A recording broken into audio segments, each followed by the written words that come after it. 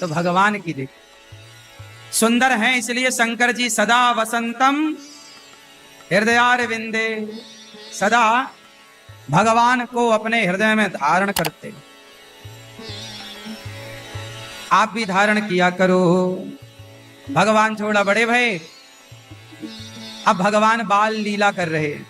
वत्सान मुंचन क्वचित समय क्रौश संजात हासः स्तेयम स्वाद। आज भगवान स्वादवत्यथ दधिपयः कल्पितैः स्तेययोगैः। आज भगवान बछड़ों को खूंटे से खोल देते हैं। मैया यशोदा देख तेरे लाला ने सारे बछड़े खोल दिए।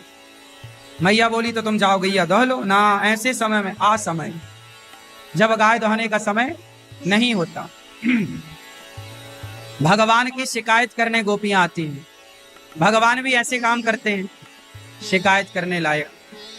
गोपियों के घर जाते हैं और उनके घर में धरा हुआ मक्खन खा लेते। गोपियां माखन लेके बाजार जाती हैं तो गुलेल से पत्थर फेंक करके मटकी में छेद कर देते हैं।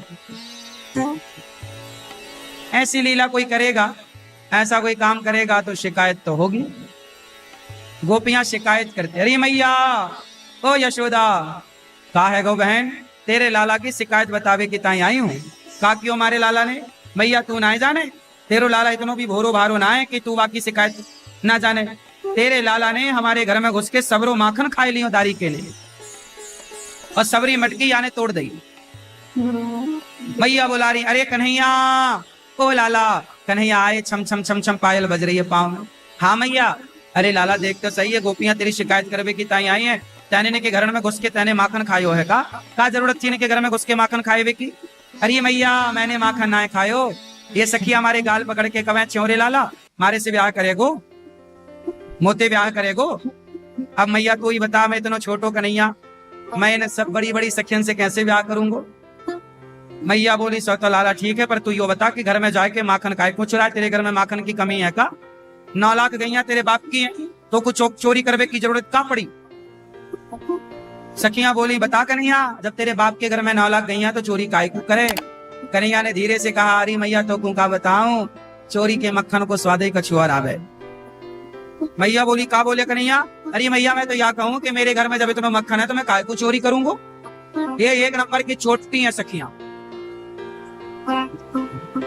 सखियां बोली राम राम राम राम, मोको चोटी कहे मैया तेरो लाला देख, मैं झूठी लगूं तो का? कन्हैया बोले हाँ, तू ही हरिश्चंद्र की वंशज है, सत्यवादी बन रही है। तुम्हारे गाल पकड़ के ना कहे कि कन्हैया मेरे से ब्याह करेगो, तेरी उम्र हमारी उम्र देख ले। अब तो कन्हैया बोलवे लग गए, अरे मैया कन्हैया दारी के तेरे ब्याह ना है वेगो, यदि तैने ऐसी चोरी करी तेरी बदनामी आ जाएगी गांव में कि तू बहुत बड़ो चोर है। कौन बाप तो को अपनी बेटी देवेगो? सखिया शिकायत करवे नहीं आती, शिकायत तो बहाना थी। कृष्ण का दर्शन करने आया करती हैं गोपियां। क्या करने आती हैं? जोर से दर्शन। शिकायत तो एक बहाना है। समझ में आ रही है आपको? दर्शन करना था। अब भगवान से यशोदा मैया ने गोपियों से कहा जाओ घर, जब तक मेरे लाला को रंगे हाथों ना पकड़ोगी तुम सबन की बातों को भरोसा ना करेंगे। जाओ। अच्छा ये बताओ, भगवान श्री कृष्ण माखन चोरी करते क्यों हैं?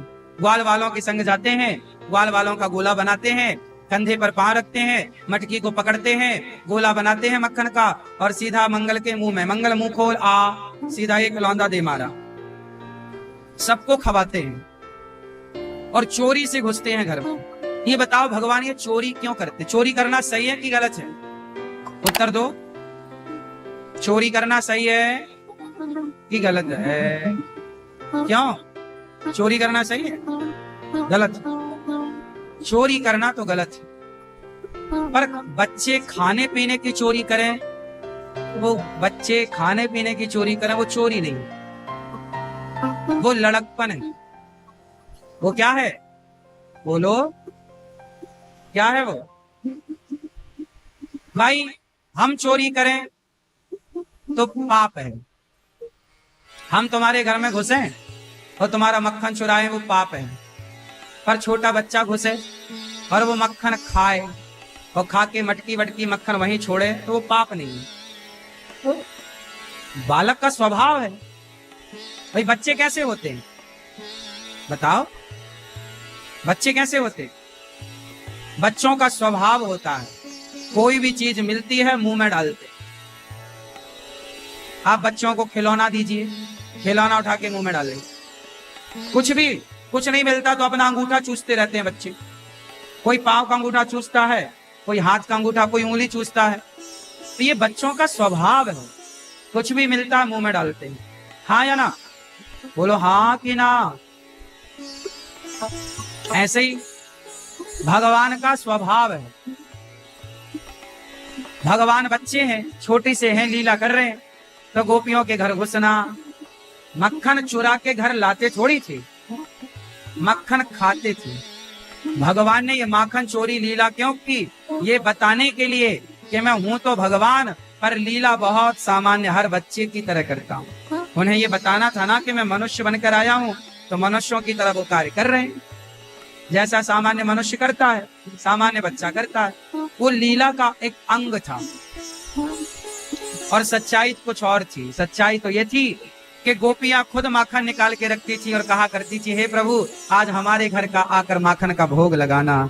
तो जो गोपी निमंत्रण मन से देती थी उनके घर में चोरी के बहाने जाते थे।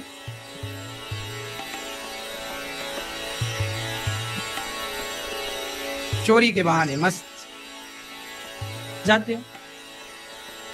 वत्सान मुंचन क्वचित समये क्रोशे संजाते हासः स्तेयं स्वाद्यवत्यथ दधिपयः कल्पितैस्तेययोगैः मरकान् भोक्ष्यन् विभजति सचेन्नाति भाण्डं विनत्ति द्रव्यालाभे सगृह कुपितो व्यात्युपक्रोश्यतो कान। भगवान बंदरों को मक्खन खिलाते हैं, गोपियां डांटती हैं तो ही करके हंसने लग जाती। भगवान तो भगवान। एक दिन भगवान ने माटी खाई, मैया ने बोला चौरे लाला तेने माटी खाई? मुंह खोल।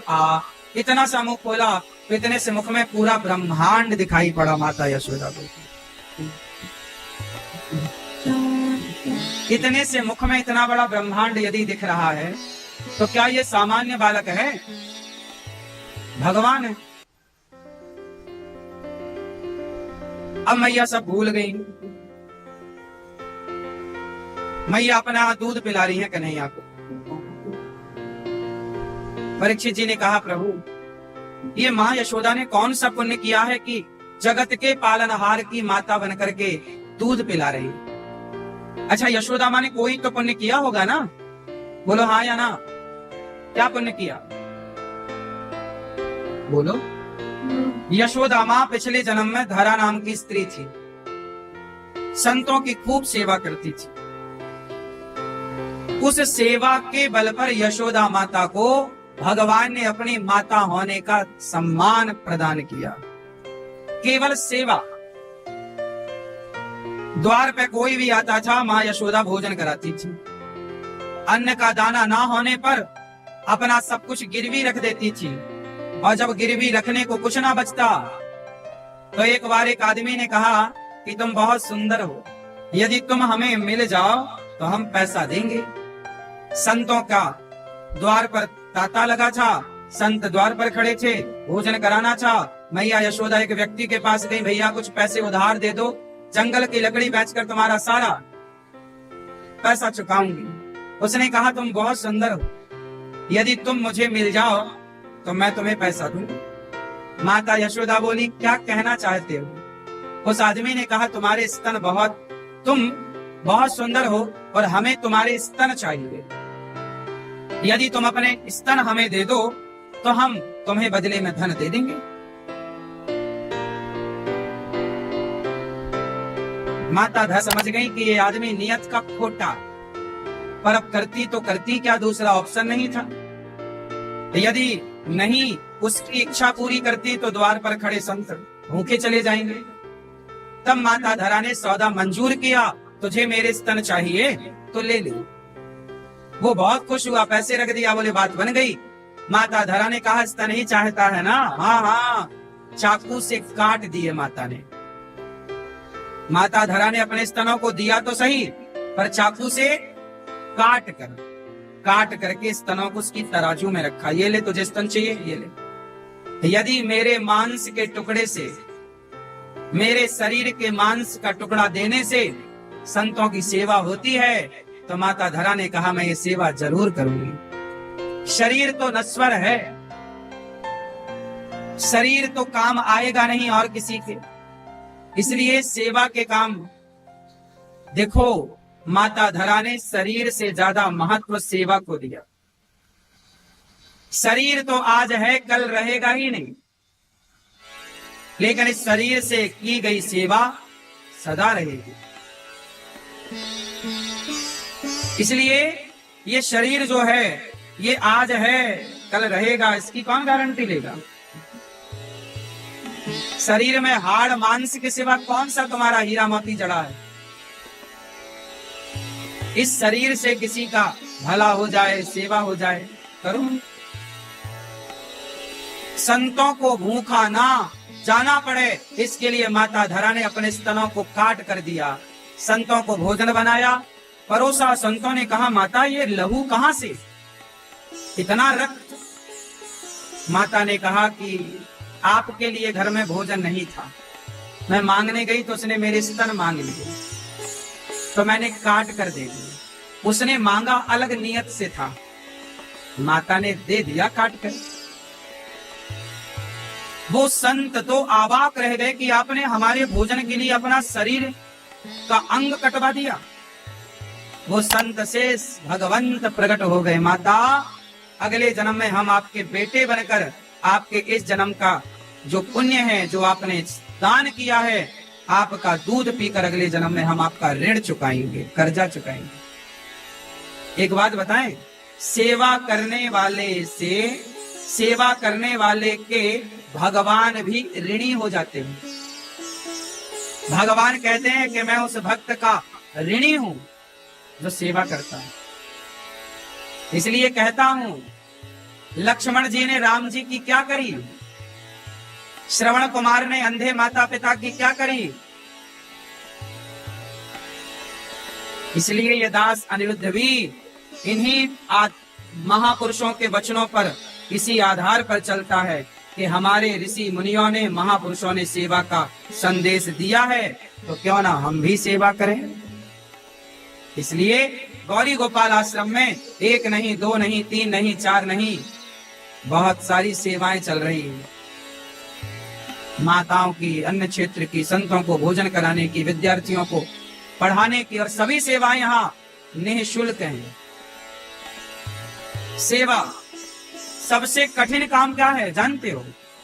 बोलो, सबसे कठिन काम क्या है संसार में? क्या? सबसे सेवक धर्म कठोरा। सबसे कठिन काम है सेवा करना। सरल होता तो सब ना करते। आजकल बेटा अपने माँ बाप की सेवा कहाँ कर पा रहा? हाँ या ना?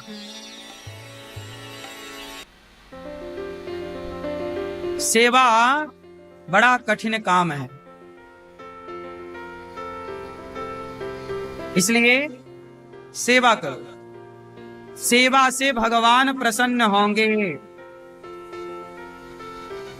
इसलिए हमारे भारत में मंदिर बनाए गए।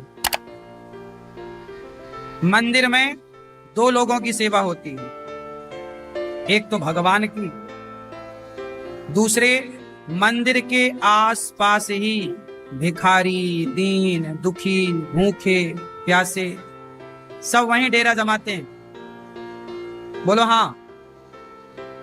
हाँ, तो मंदिर जाओ तो भगवान की सेवा करो, पर भगवान के भक्तों की भी सेवा हो। किसी को पानी ही पिला दिया, किसी को भोजन ही करा दिया। जरूरी नहीं है कि आप पैसे दें, आप भूखे से कहो कि भैया चल हम तुझे भोजन करा देते हैं, पेट भर भोजन करवाओ उसको, चाहे 50 रुपए लगे चाहे 100 रुपए लगे। सेवा। आपकी मां की सेवा, पिता की सेवा।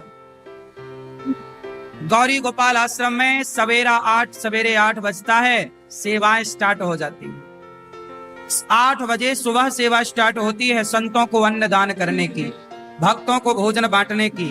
ये सेवा रात्रि के 11 और 12 बजे तक चलती है। 2 बजे भी कोई आता है, उसे भी पेट भर भोजन मिलता। सेवा माता यशोदा ने की तो कृष्ण जैसा पुत्र पाया।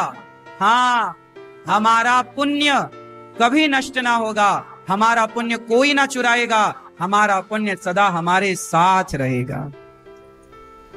इसलिए पुण्य करो, अच्छा करो, भला करो। आप भी संतों को भोजन बंटवाओ। गौरी गोपाल में हजारों संत प्रसाद पाते हैं। मैया यशोदा एक दिन लाला को दूध पिला रही हैं। सुला दिया पालने पर, कन्हैया जागे, मैया दही मंथन कर रही। एकदा गृहदासीसु यशोदानंद गेनी कर्मांतर नियुक्तासु निर्ममंथ स्वयं दधी। एक दिन की बात है, मैया यशोदा दही मंथन कर रही थी कि कन्हैया ने साड़ी पर, मां दूध पिला दे। मैया बोली अभी तेरे लिए मक्खन निकाल रही हूँ, ताजा ताजा मक्खन खवा ना, मोको तो दूध पीना। मैया दही मंथन कर रही थी, भगवान ने मछानी पकड़ ली। मैया ने रोका, मछानी बैठ गई और मैया लाला को, यशोदा मैया कृष्ण को दूध, कन्हैया दूध पी रहे हैं माता। वाह, जगत को तृप्त करने वाले भगवान को आज माता यशोदा तृप्त कर रही है अपना दूध पिला। कितना भाग्य है माता का। यशोदा मैया दूध पिला रही थी कि चूल्हे में दूध चढ़ाया था पकाने के लिए, उफनने लगा। मैया लाला को उतारती हैं गोद से और दूध उतारने गई। कन्हैया को गुस्सा आ गई, वाह, पूत को छोड़ दिया चूल्हे के दूध के लिए। सारी मटकियां उठाई और एक के ऊपर एक दे मारा। लाठी उठाई, छड़ी उठाई, सारी मटकियां छोटी बड़ी सारी तोड़ दी कन्हैया ने। मैया तैने मुंह को छोड़ के दूध के पीछे भागी है। अब मैया ने देखा कि धम धम की आवाज कहां से आ रही है। बाहर आकर देखी तो पूरे आंगन में दूध दही बिखरा, सारी मटकियां तोड़ दी। अब मैया को गुस्सा आया, अच्छा मेरा कन्हैया शैतान हो गया, शरारत करने लग गया है, आज तो को पकड़ के ही रहूंगी। अब मैया लाठी उठाती है, कन्हैया को मारने भाग, कहा मिल जा, कहां है तू। अब कन्हैया डर गए, छिपे थे अंधेरे वाले कमरे में, भागे। अब आगे आगे जगत का पालनहार भाग रहा है। वो भाग रहे हैं जो 2 पग भूमि में पावन भगवान बनकर दुनिया नापते हैं, वो भाग रहे मैया के। मैया मत पकड़ियो, मत मारियो। जिनके डर से यमराज डरता है वो भगवान यशोदा मैया के डर से भाग रहे हैं। कितनी बढ़िया लीला है। जिनके भय से यमराज भी थर थर कांपते हैं, वो भगवान कह रहे मैया मत पकड़ियो, मत मारियो। ये देखो भगवान की कितनी सरलता और सहजता है। मैया बोली आज तो को पकड़ के ही रहूंगी, पकड़ लिया। अच्छा, भगवान को लगा मैया पकड़ ना पाएगी, भगवान भागेंगे तो कौन पकड़ेगा। मैया तो पकड़ नहीं सकती थी। फिर भगवान ने कहा मैया की पकड़ में मैं ही आ जाता हूं। कृपा की भगवान ने, मैया की पकड़ में आ गई। कृपा, मैया ने बांधना चाहा उखल से बांधना मैया ने चाहा तो 2 अंगुल रस्सी। जब यशोदा मैया कन्हैया को बांधने लग गई, देखो जरा भगवान को दंड दे रही है यशोदा, चोरी करता है। चल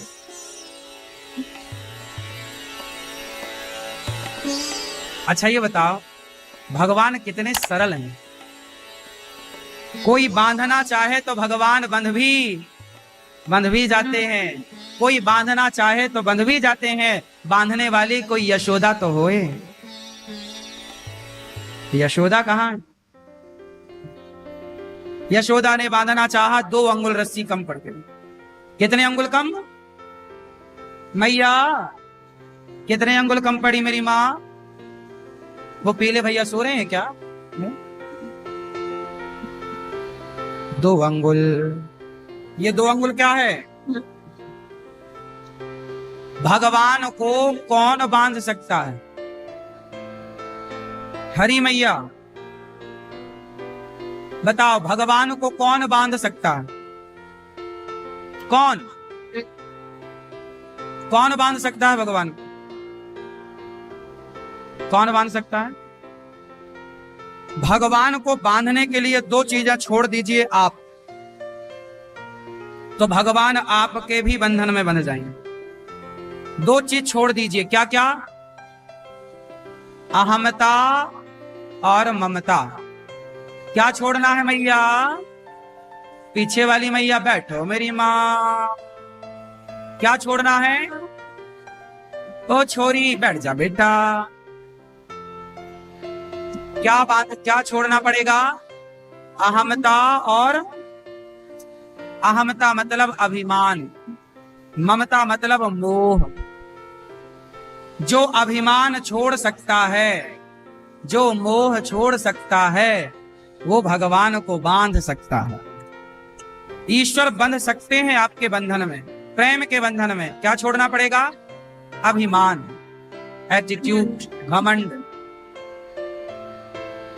आपके अंदर अभिमान है जिसके कारण भगवान बंधते नहीं। आप में से कितने लोगों के पास अभिमान है?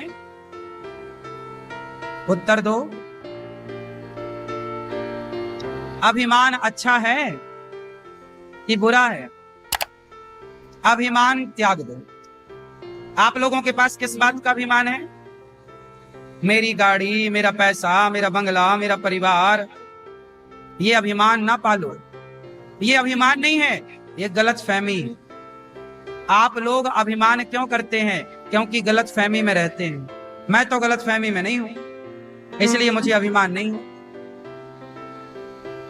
अभिमान उनको होता है जो गलत फहमी में रहते हैं। आपको क्या लगता है ये घर आपका है, ये गाड़ी आपकी है, ये परिवार आपका है? अरे भैया, ये गलत फहमी है। अच्छा बताओ, ये आंख आपकी है कि किसी और की है? ये जो आप देख रहे हो आपकी है ना? ये हाथ आपका है किसी और का है? आपका है। ये पांव किसका है? आपका है किसी और का है? आपका। दादाजी, ये कान आपके हैं किसी और के हैं? आपके हैं। यदि कान आपके हैं तो कानों में कम सुनाई पड़ने लग जाता है, तो आपने रोका क्यों नहीं? यदि आंख आपकी है तो कम दिखने लग जाता है, रोका क्यों नहीं?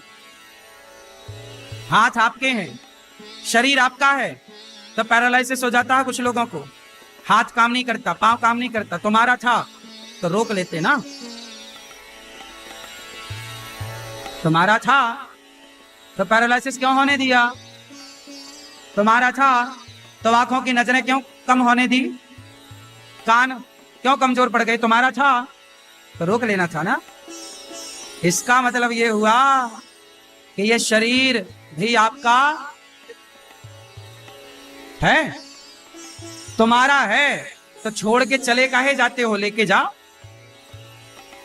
शरीर तुम्हारा है तो लेके जाओ साथ में, छोड़ के काहे जाते हो?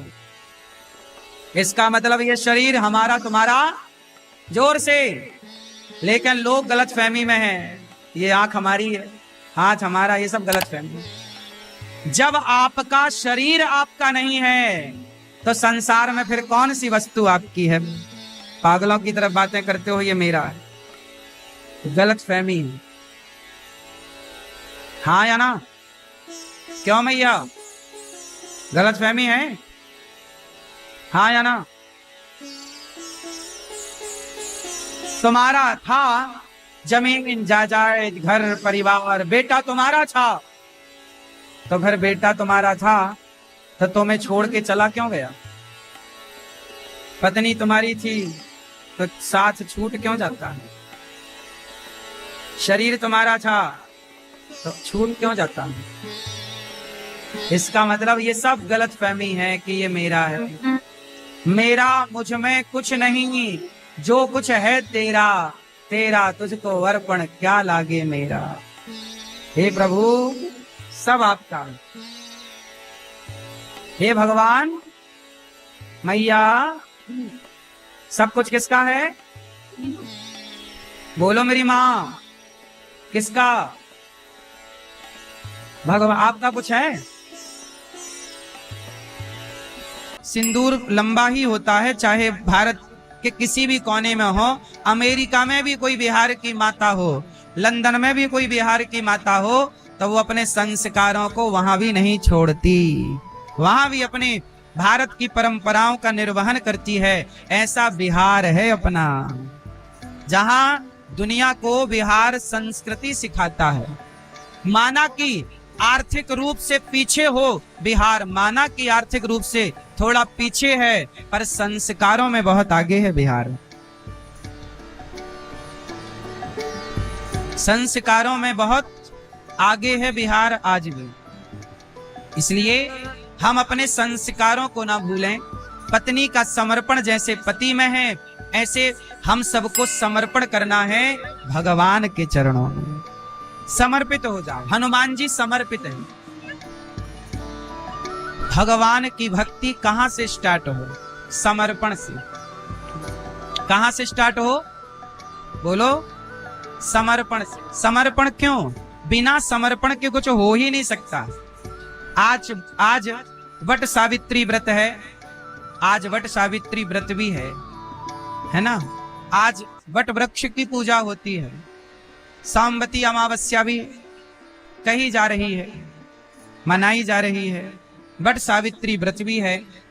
कहा जाता है कि हमारे देश की स्त्रियां ऐसी हुई, सावित्री, जो अपने पति को यमराज, उनके पति की मृत्यु हो गई, यमराज लेकर जाने लग गए, तो सावित्री पीछे पीछे चली गई।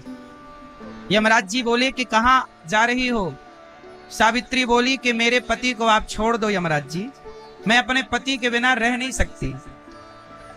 यमराज जी बोले पति की उम्र पूरी हो गई है, आप जाओ, अभी तुम्हारा टाइम नहीं आया, इसलिए तुम्हारी मृत्यु नहीं आएगी, पर तुम्हारे पति की मृत्यु हो चुकी, जाने दो।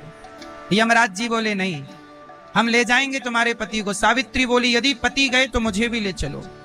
यमराज बोले जिद ना करो, जाने दो हमें। सावित्री बोली नहीं। यमराज जी बोले अच्छा एक काम करो, पति को छोड़कर तुम कुछ और वरदान मांग लो मेरे से।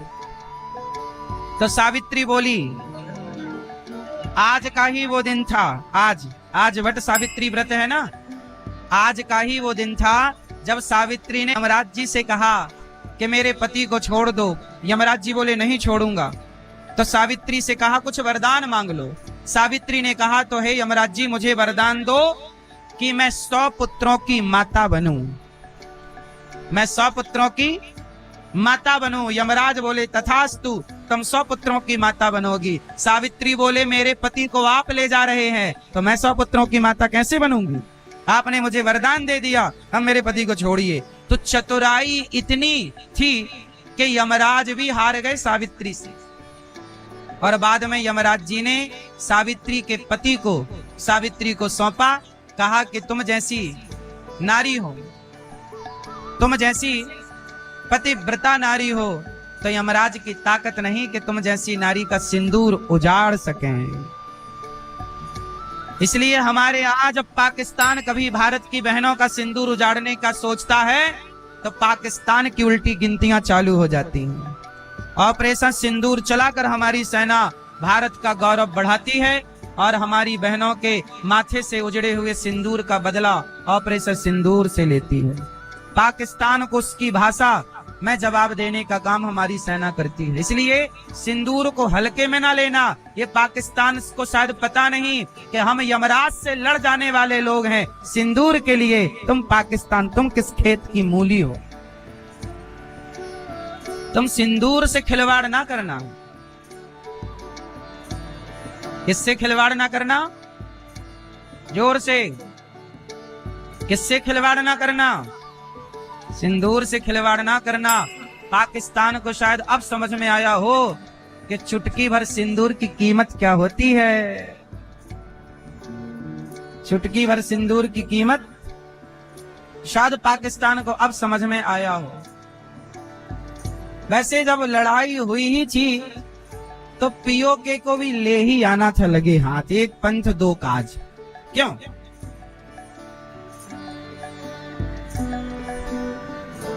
इसलिए हमारे यहाँ की नारियों को क्या बोला जाता है? पतिव्रता। क्यों मैया? ओ मेरी माँ, आप क्या हो? पतिव्रता। पतिव्रता क्या बोला जाता है? हमारे भारत की स्त्रियों को क्या बोला जाता है? क्यों मैया? ओ पीली मैया, क्या बोला जाता है स्त्रियों को? नहीं सुन रही हो ना?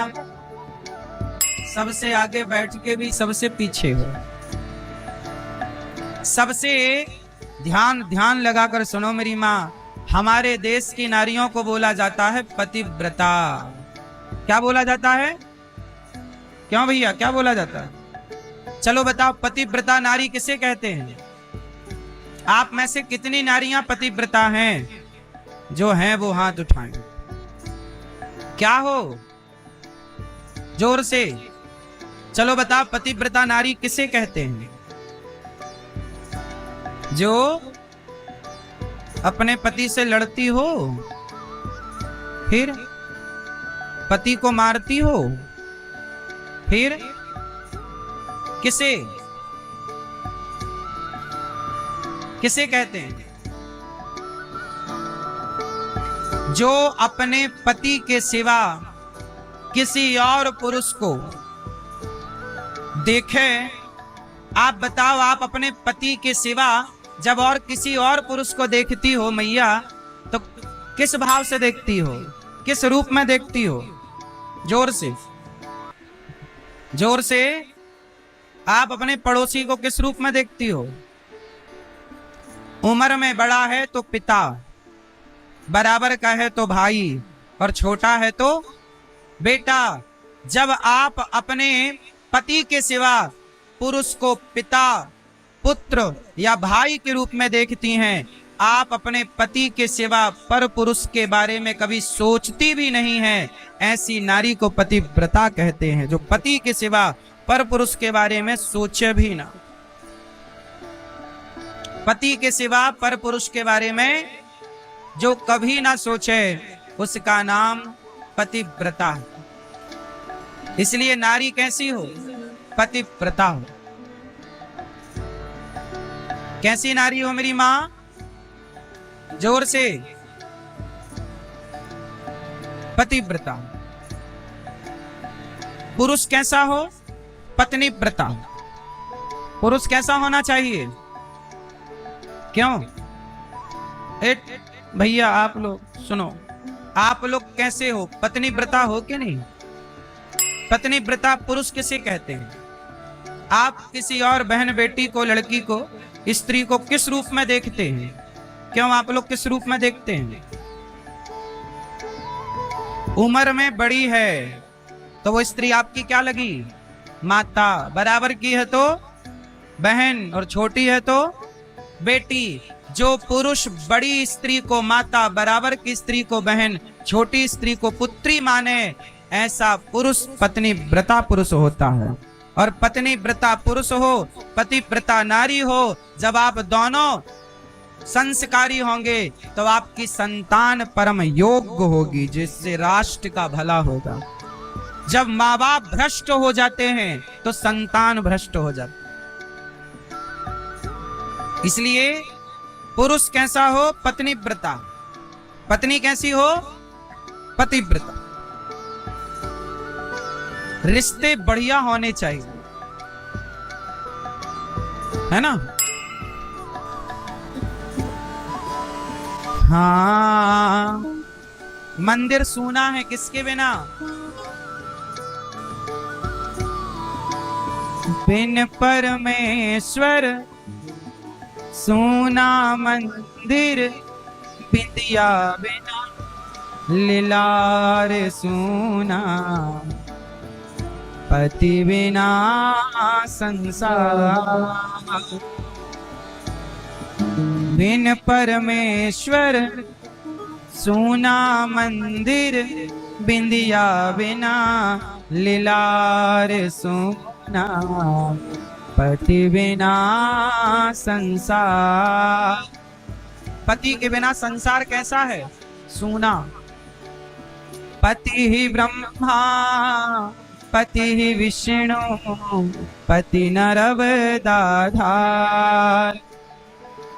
जिस नारी ने पति को पाया, उसकी नैया पार सूना, पति बिना संसार।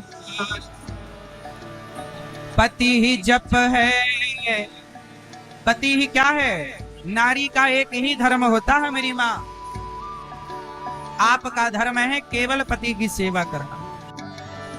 आपके पास कितने व्रत होते हैं? स्त्रियां कौन कौन से व्रत करें? क्यों मैया, स्त्री को कितने व्रत करने चाहिए? कौन कौन से? कितने व्रत करने चाहिए स्त्री को? उंगली उठा के बताओ कितने व्रत करने चाहिए? कौन कौन सा? एक पति व्रत रहे जगत में, सब व्रत है बेकार। स्त्री का एक ही व्रत है। कौन सा व्रत? पातिव्रत, पतिव्रता।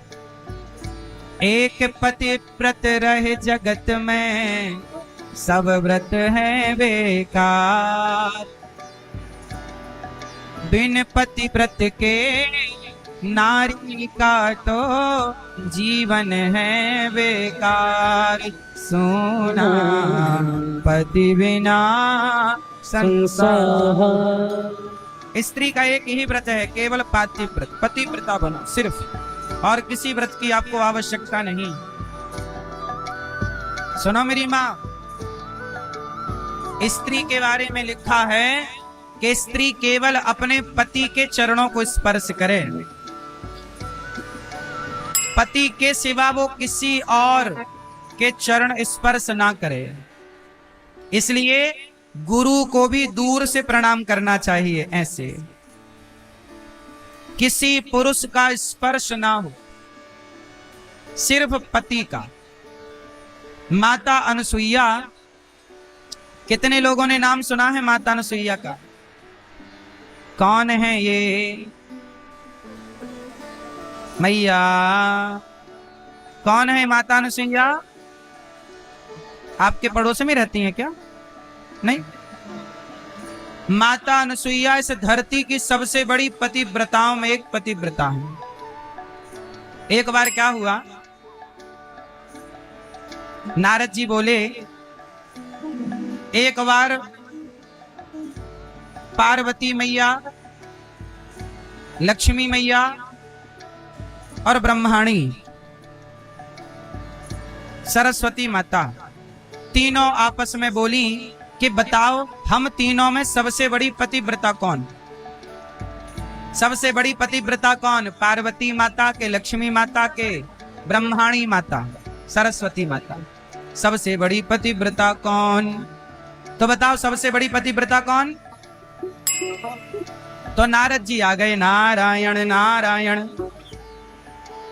तीनों बोली, नारद जी बताओ हम तीनों में सबसे बड़ी पतिव्रता कौन? कौन बड़ी पतिव्रता? नारद जी बोले, माता सच ना पूछो हमसे, यदि हम सच बताएंगे तो आपको बुरा लग जाएगा। पार्वती माता बोली, हमें बुरा नहीं लगेगा। लक्ष्मी माता बोली, हमें बुरा नहीं लगेगा। सरस्वती माता बोली, हमें बुरा नहीं लगेगा। नारद जी बताओ।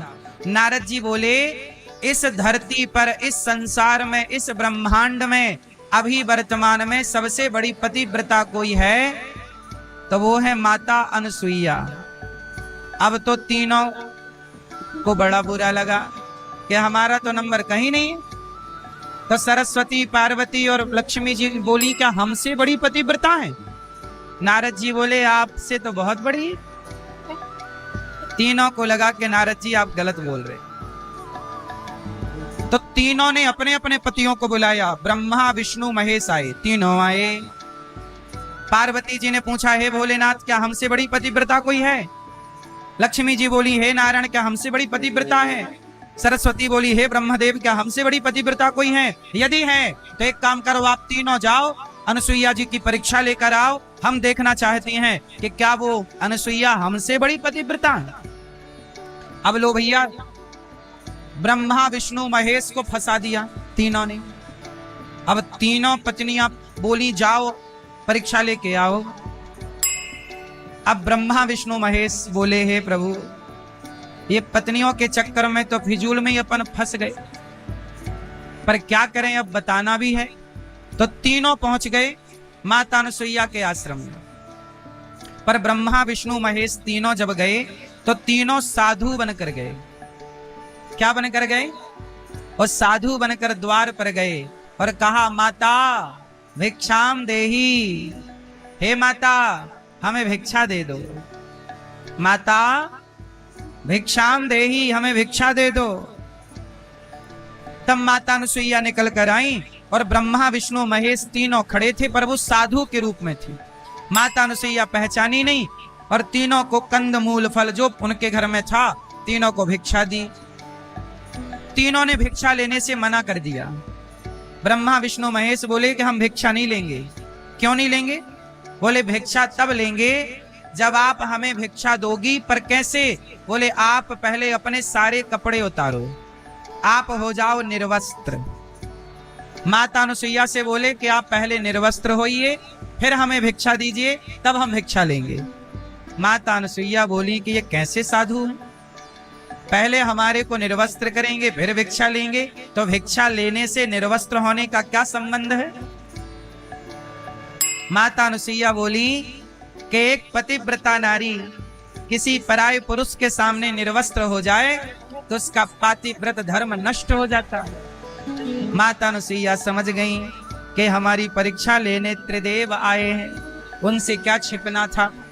तो उन्होंने अपने पति के कमंडल से जल निकाला, हाथ में जल लिया और जल को कह दिया कि हे जल देवता, यदि मैं पतिव्रता हूं, अपने पति के सिवा मैंने स्वप्न में किसी पुरुष के बारे में ना सोचा हो, तो हे प्रभु, हे जल देवता, इन तीनों को मेरा पुत्र बना दो, बालक बना दो। जल डाला, ब्रह्मा विष्णु महेश छोटे छोटे बन गए। मैया ने उठाया, दूध पिलाना स्टार्ट किया, 3 पालने बिछाए और पालने पर झूला झुलाए। माता अनुसुईया झूला झूला रही हैं। जब झूला झूलने लगे, बड़े दिन बाद भी ब्रह्मा विष्णु लौटे नहीं।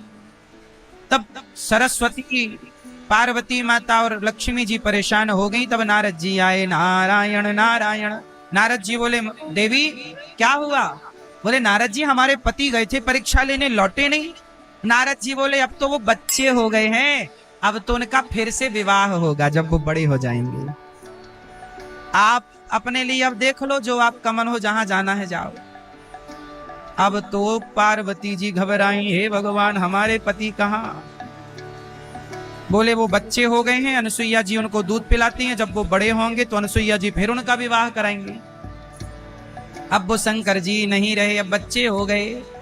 तब भागी भागी तीनों पत्नियां, तीनों देवियां आई, माता अनुसुईया के द्वार पर आई तो 3 बच्चे पड़े थे। अब माता पार्वती देखी टुकुर टुकुर, तीनों में कौन से वाले हमारे हैं, पहचान में ना तीनों एक से। तब माता अनुसुईया के चरणों में गिर पड़ी, माता क्षमा कर दो, हमसे बड़ी गलती हो गई। माता अनुसुईया बोली, आप कौन हैं? उन्होंने कहा, हम आपकी बहू हैं, ये हमारे पति हैं। माता अनुसुईया बोली, अच्छा तुम पार्वती हो? हाँ। तुम लक्ष्मी हो? हाँ। अच्छा तुम सरस्वती हो? हाँ हाँ हाँ वही है। अच्छा, तो ये कुछ दिन पहले तुम्हारी पति आए थे बाबा जी बन के? हाँ हाँ माता जी क्षमा करना, हम नहीं भेजा था। तो अनुसुईया बोली, एक काम करो, फिर अपने अपने पति को उठाओ और जाओ। अब पार्वती मैया बोली, कितने से भोलेनाथ का हम क्या करेंगे, गोद में खिलाएंगे क्या? हे माता अनुसुईया, हमारे पति छोटे छोटे हो गए, हमारे जैसे थे वैसे वापस करो। तो माता अनुसुईया बोली कि तुम जैसे थे वैसे बना लो। बोले हमसे नहीं बनेंगे, आपने ऐसे बनाए तो आप वैसे ही बनाओ। तब माता अनुसुईया ने जल लिया, कहा कि ये जैसे थे वैसे ही हो जाएं। ब्रह्मा विष्णु प्रकट हो गए और ब्रह्मा विष्णु महेश तीनों ने लेट कर माता अनुसुईया को प्रणाम किया। तीनों को पुत्र कहा और तीनों बहुएं बन गई, तीनों पुत्र बन गए। ब्रह्मा विष्णु महेश की भी माता अनुसुईया माता। ये किसका बल था? अनुसुईया माँ के पति हैं महर्षि अत्रि। क्या नाम है? ये वही अनुसुईया माँ हैं जिन्होंने माता सीता को जब वनवास गई तो जंगल में जब कैकेयी माता ने तो सारे आभूषण उतरवा लिए थे ना सीता माँ के। जंगल में सीता माँ को आभूषण और एक बढ़िया सी साड़ी जो कभी गंदी ना हो, ऐसी दिव्य साड़ी माता अनुसुईया ने ही दी थी। रावण के यहाँ जब सीता मैया थी तो एक ही साड़ी में थी, उन्होंने साड़ी बदली नहीं। वो अनुसुईया माँ की दी हुई दिव्य साड़ी थी जो कभी फटती नहीं थी, पुरानी नहीं होती थी, दिव्य थी, दिव्य, रोज नई नवीन लगती थी, आभूषण दिए थे। ऐसी माता अनुसुईया माता सीता को पातिव्रत धर्म का पाठ पढ़ाया। पति ही ब्रह्मा पति ही विष्णु पति नर वेदाधार। जिस नारी ने पति को पाया उसकी नैया पार। सुना पति बिना संसार। नारी के कितने व्रत? एक पति व्रत रहे जगत में, सब व्रत हैं बेकार। बिन पति व्रत के नारी का तो जीवन है बेकार। सुना पति बिना संसार। पति ही जप है, पति ही तप है, पति ही है करतार। पति से ही पत इस तन की है, पति बिन विपति हजार। सुना पति बिना संसार। अच्छा मैया बताओ, आपके पति कौन? मैया आपके पति कौन? मैया आपके पति कौन? कौन? भोचूलाल?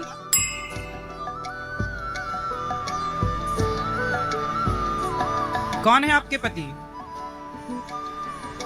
मैया बताओ आपके पति कौन? चलो बताओ आपके पति कितने हैं?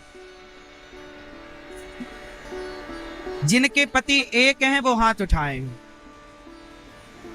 एक पति आपके। किस किस के पति एक हैं? एक पति हैं? ओ पीली मैया हाथ उठा नहीं रही हो। एक पति में कितने हैं? चलो जिनके दो हैं वो हाथ उठाओ। हंसने की बात तो नहीं है पर आप हंस रहे हैं तो हंसो। अच्छा ये बताओ, सच बताओ पति कितने होते हैं? एक की दो? बोलो। सबके पति, सबके सारी स्त्रियों के पति कितने? सबके पति दो। सबके पति दो। एक पति आपका मंगलसूत्र वाला, एक पति आपका मंगलसूत्र वाला मांग वाला, एक पति और है। ऐसा हम नहीं कह रहे हैं, आप लोग खुद कहते हैं। ये हमारी मैया खुद रोज कहती हैं, तुम हो एक गोचर सबके प्राण पति, सबके प्राण पति। किस विधि मिला हूँ दया, किस विधि मिलूं श्री श्याम जी, तुमको मैं कुमति। ओम जय जगदीश हरे। चलो बताओ, आप लोग की आरती गाती हो ना बिहार में, गाओ जरा। तुम हो एक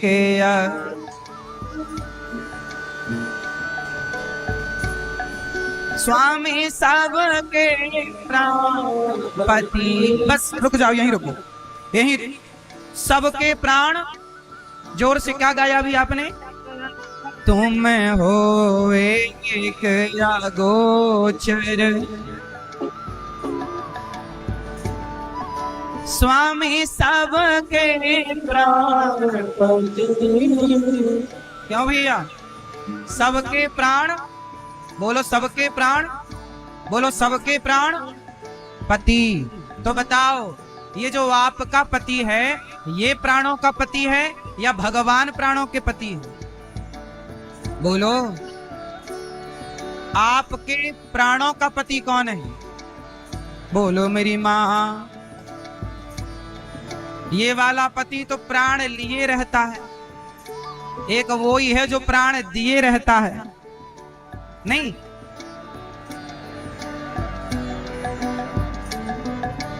भगवान वो पति हैं जो प्राण दाता है। सच बताओ, हमें प्राण किसने दिए, जीवन किसने दिया? इसलिए हमारे पति भगवान हैं, और आप सबके पति भगवान हैं। भगवान किसके पति हैं? हमारे सांसों के पति हैं, हमारे प्राणों के पति हैं। और ये वाला जो पति है आपका नथुलाल, ये कौन सा पति है? ये शरीर का पति है। इसका अधिकार आपके शरीर पर है, इसलिए आपके शरीर पर ये अपना अधिकार जमा लेता है। लेकिन आपके प्राणों पर अधिकार किसका है? बोलो, भगवान का। इसलिए आपके प्राण जो हैं वो भगवान के अधीन है, और केवल स्त्रियों के नहीं, आप पुरुषों के भी प्राण किसके अधीन है? हम सबके प्राणों के पति, पुरुषों के पति भी भगवान है। चलो बताओ मेरी माँ, पति किसे कहते हैं? पीली मैया, ओ मेरी माँ, चलो बताओ लाल मैया, पति किसे कहते हैं? पति की परिभाषा, पति किसे कहते हैं? बोलो मेरी माँ।